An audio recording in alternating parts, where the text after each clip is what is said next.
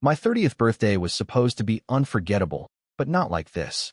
What began as a joyful celebration spiraled into a shocking confrontation that changed everything. My husband, Michael, made a demand so cruel, so calculated, it left me stunned.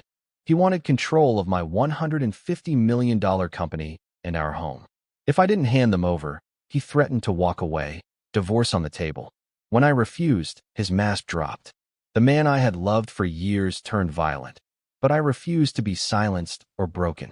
The next morning, I delivered a surprise of my own, one that left him utterly speechless. This is the story of how heartbreak led to my greatest awakening, how I reclaimed my voice, my power, and my future. My name is Emily, and I'm 30 years old. I live in Chicago, Illinois, and I work as the marketing manager for a thriving tech company, a company my late father built from nothing. After his passing, I stepped up to carry on his legacy. Today, that business is worth over $150 million. But to me, it's more than numbers. It's his spirit, his life's work, and now mine. As I sit here and reflect, it's hard not to replay that night. My 30th birthday was supposed to be a celebration of life, growth, and love. Instead, it became the moment I saw Michael for who he truly was. For weeks leading up to the party, I had poured my heart into planning every detail. I wanted it to be meaningful, honoring my father's memory while marking a milestone in my own life. I envisioned an evening full of laughter, dancing, and the people I held dear. But Michael had been acting distant for months. Once warm and attentive, he had grown cold, spending long hours away and brushing off my questions with vague excuses about stress. I knew something was off, but I silenced my instincts, hoping, foolishly, that it would pass. The day of the party, my nerves were buzzing. I checked every detail twice, flowers arranged, lights dimmed just right, music low and inviting. One by one, friends and family filled our home. Laughter echoed through the rooms, and for a fleeting moment, everything felt perfect. My best friend, Jessica, was the first to arrive. Her face lit up as she walked in. "Emily, this is breathtaking," she said, spinning slowly to take it all in. "You outdid yourself." I smiled, my heart swelling. For that brief moment, I believed the night would go exactly as I had hoped. But that illusion shattered in an instant. Standing beside my birthday cake, knife in hand, ready to make a wish, I heard Michael's voice cut through the room like a blade. "Stop this nonsense," he shouted. I turned, stunned. Before I could react, his hand struck my face. The room fell into horrified silence. Gasps filled the air, but I could barely hear them. And then, he grabbed my arms and shoved me hard to the ground. As I hit the cold floor, a sharp pain shot through me, but it was nothing compared to the pain of betrayal. In that moment, something shifted. I was no longer just the woman who had tried to save her marriage. I was no longer the daughter trying to keep her father's legacy alive while holding a crumbling home together. I was done being the victim. And what happened next? That was the beginning of a fight I never expected to win, but one I was ready for. Because I may have been knocked down that night, but I would rise stronger than ever. "Thanks, Jess. I just hope Michael likes it," I said, scanning the room, hoping to catch a glimpse of him. Even with all the excitement, I couldn't shake the feeling that something was off. He hadn't smiled once. Jessica rolled her eyes playfully. "Don't worry about him tonight. This is your party. Let's enjoy it," she said, tugging me gently toward the living room, where laughter and music filled the air. But as the evening wore on, I couldn't ignore how Michael stayed glued to his mother's side. Helen, always critical, hadn't wasted a moment before delivering her usual backhanded compliments. "Emily, dear," she said, approaching with her usual icy elegance. "The decorations are festive. Though the colors clash a little, don't you think? Something more refined would have suited the occasion." I swallowed the sting of her words and forced a polite smile. "Thanks, Helen. I was going for something cheerful." Her lips curled into a thin, unsatisfied smile before she turned and walked away, leaving a chill in her wake. Meanwhile, Michael stood across the room laughing with his sister Lisa, barely acknowledging me. The warmth we once shared felt like a distant memory, replaced by cold indifference. Eventually, the moment I had been looking forward to arrived: cake time. For just a second, my excitement bubbled back to the surface. Surrounded by friends and family, I stood at the head of the table, knife in hand, ready to make my birthday wish. But then, Emily, stop this nonsense. Michael's voice rang out, loud and sharp, cutting through the chatter. I froze, the knife hovering above the cake, the room falling into stunned silence. All eyes turned toward us. What are you talking about? I asked, my voice trembling. Michael stepped forward, his face tight with anger. You need to sign over the house and the company. I want them both. My breath caught. What? Are you out of your mind? That company is my father's legacy. It's worth millions. Exactly, he snapped. And you've never known how to handle it. You cling to it like it's some memory you can't let go of. I'm trying to free us from the past. I stared at him in disbelief. This wasn't just about control. This was betrayal at its deepest level. You're not taking anything from me, I said, my voice firm now. You don't get to erase everything my father built. That's when he snapped. Without warning, Michael's hand struck my face. A sharp, stinging sound echoed through the room.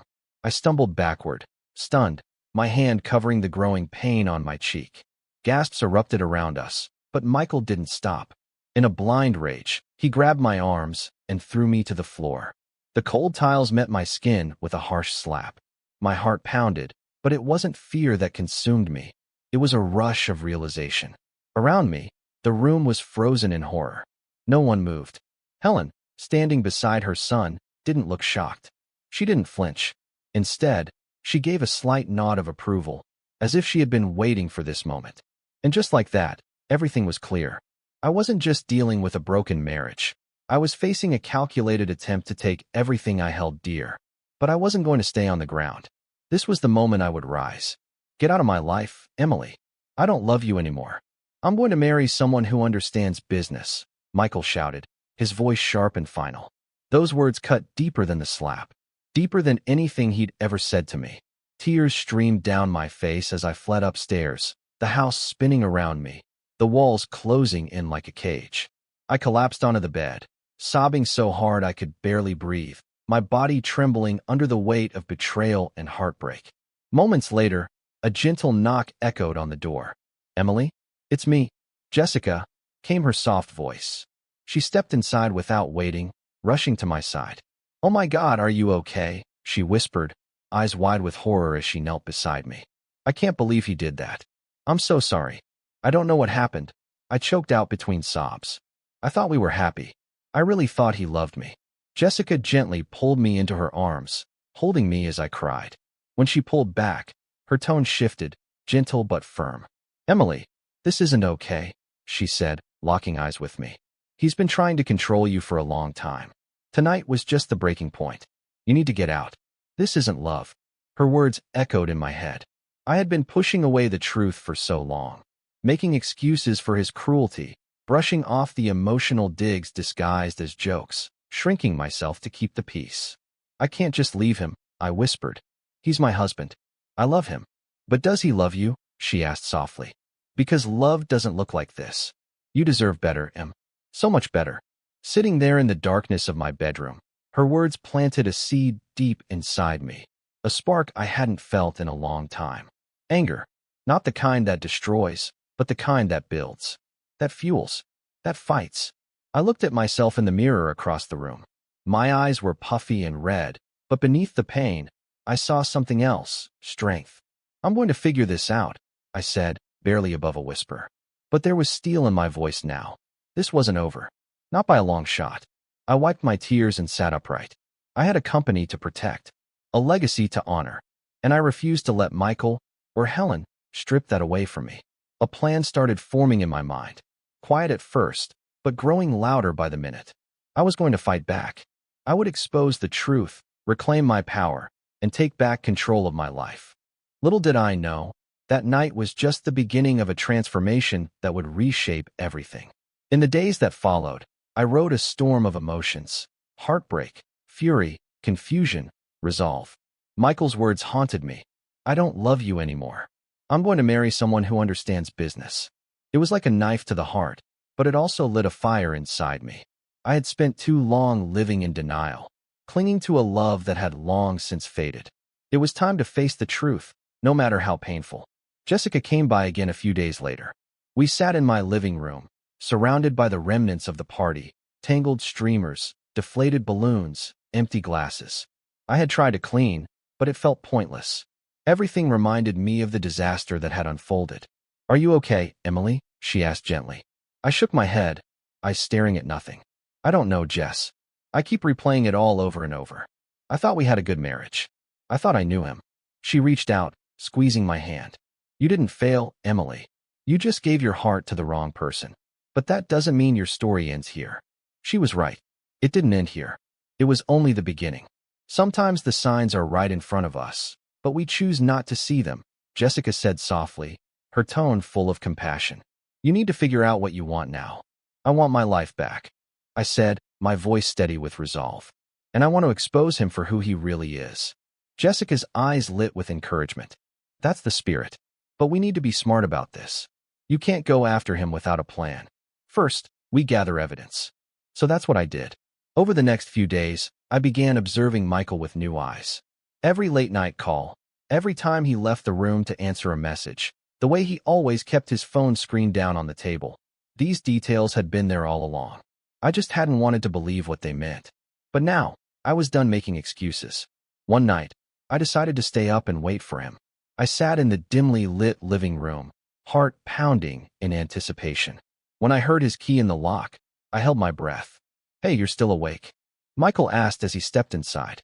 His voice was casual, but his eyes flicked toward me with a flicker of hesitation. "Yeah," I said, forcing a calm smile. "Couldn't sleep." "How was work?" "It was fine," he replied, already taking off his shoes, eyes avoiding mine. The air between us was heavy with unspoken tension. "Michael, can we talk about what happened at the party?" I asked, my voice low but firm. He froze for a second, then waved me off.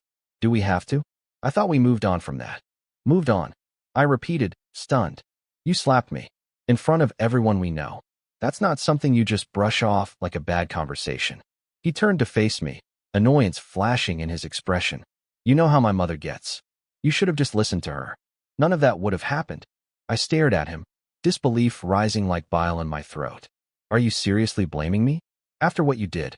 Maybe you should take a good look at yourself," he snapped, and with that, he stormed into the kitchen. I sat there, shaken but not surprised. The man I had once loved was gone, replaced by someone cold, calculating, and cowardly. Still, I kept pushing forward. Day by day, piece by piece, Jessica and I quietly dug deeper into Michael's life. What we found made everything painfully clear. He wasn't just emotionally abusive. He was unfaithful too. His relationship with his assistant, Mia, had crossed lines I had once convinced myself didn't exist. They were having coffee dates, long dinners, private meetings that had nothing to do with business. Then came the final confirmation. One evening, while scrolling through social media, I stopped cold. My fingers trembled as I stared at the screen. A photo. Michael and Mia, seated closely at a candlelit restaurant, smiling like they didn't have a care in the world. The caption read, "Date night with my favorite person. #blessed." My blood ran cold. It wasn't just a suspicion anymore. He was having an affair, and I had been blind to it for far too long. "Jess, look at this," I said, holding out my phone. She leaned in, and the color drained from her face as she took in the photo of Michael and Mia, cozy and carefree at a restaurant. Her eyes flashed with fury. She took a sharp breath. "This confirms it. He's cheating on you. No more doubts." I nodded slowly, my voice calm but steady. "I'm going to confront him, but not yet. I need more evidence. He's good at spinning stories, and I won't give him the chance to twist this into something it's not." The fire inside me was no longer fueled by heartbreak. It was clarity. I was ready for a fight, but I needed to be prepared. The next day, I set up a consultation with an attorney. After combing through reviews and recommendations, I found someone known for handling complex marital and financial cases. Her name was Rachel. Sitting across from her in her sleek office, I laid it all out. "I believe my husband is cheating, and he's trying to take control of my assets. I need to know how to protect myself." Rachel listened intently, jotting down notes, her expression focused but empathetic. "You're doing the right thing by coming here early," she said. "Start documenting everything, dates, screenshots, financial statements. Anything that shows a pattern. The more you have, the stronger your case will be." Leaving her office, I felt something I hadn't felt in weeks: power. Back at home, I got to work. I gathered text threads, printed emails, and jotted down details from memory. Things that hadn't seemed important before now clicked into place. Each piece of evidence brought me closer to the truth and to my freedom. One night, I was seated at the kitchen table, deep in my notes, when I heard the front door open. Michael stepped in, surprised to see me still awake.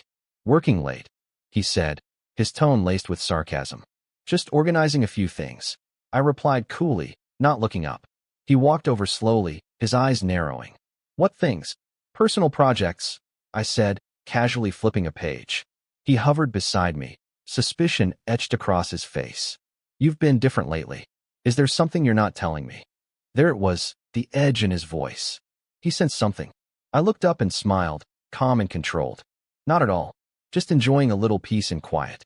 You know, after everything." He studied me for a long moment, but I didn't flinch. I could see him searching for cracks in my facade, but there were none. Not anymore. Michael didn't press the conversation further, but his gaze lingered on me for a beat too long, as if he were trying to peer into my thoughts. I stayed composed, my face unreadable, but beneath the surface, my nerves were fraying. The tension between us had thickened, an invisible thread stretched taut, ready to snap. It was only a matter of time before everything unraveled. In the days that followed, I dove headfirst into uncovering the full scope of his betrayal. With Rachel's guidance, I combed through our business accounts, scrutinizing every transaction, every transfer. And then, I found it. Michael had been siphoning money from my company. Quietly, consistently. For months, he had created a separate account under a shell name and had been funneling funds in small amounts, just enough to avoid suspicion. But I had the paper trail. The evidence was irrefutable. The realization made me physically ill, but it also ignited something fierce inside me. This wasn't just about cheating. This was theft, deception, financial abuse, and I wasn't going to let him bury it. Then came the call from Rachel. "Emily, we have enough to move forward," she said, her voice firm. "We can file for divorce and present the evidence of embezzlement. Are you ready to take this step?" I didn't hesitate. "Yes," I replied, steady and unshaken. "I'm ready." With a strategy in place, I arranged to confront Michael on my terms. I invited him over to the house under the guise of having a serious conversation about our future. He had no idea what was waiting for him. When he arrived, he walked in casually, expecting another passive conversation. But the moment he saw me sitting at the dining table, papers spread neatly in front of me, his demeanor shifted. He stopped in his tracks. Confusion flashed in his eyes, quickly replaced by suspicion. "What's all this?" he asked, his voice tight, eyes narrowing. I looked up, calm and resolute. "There's something you need to see." He stepped closer, glancing at the documents. "I know about the affair, Michael, and I know about the money you've been stealing from the company. I have everything: bank records, transfers, statements. You've been funneling funds into a separate account under a fake business name. You thought I wouldn't find out." His face went ghost white,